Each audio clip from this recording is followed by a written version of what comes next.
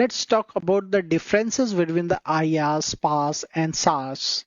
So we have the some aspects, and on those basis, we will try to uh, differentiate these three, and we will try to compare it all these three, right?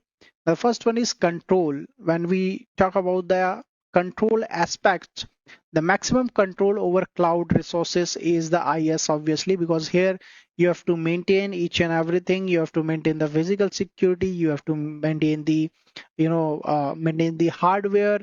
These things you have to maintain. You have to maintain the network connectivity as well. Okay.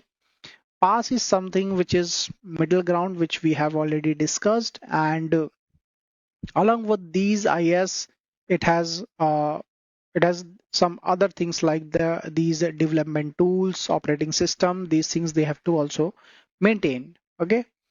Now, in software as a service, which is the least control, most ease of use, we have already given you example like Gmail, Outlook, these things, which is a software exactly.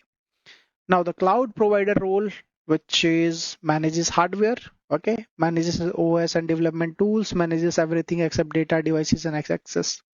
When we talk about your responsibilities here, you have to maintain the OS applications, storage, network configurations.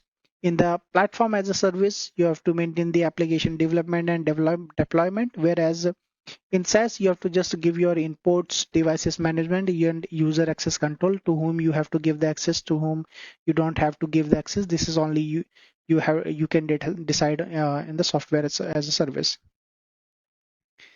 When we talk about the flexibility, IaaS is the most flexible.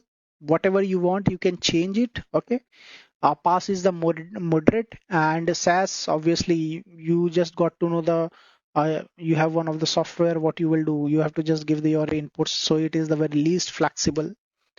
You can't modify it that much, basically. Now, scenarios is lift and shift migration development, testing environments, right? These things, application development, business intelligence. And in the software as a service, it's email, messaging, business productivity tools. These are the things will come in the scenarios.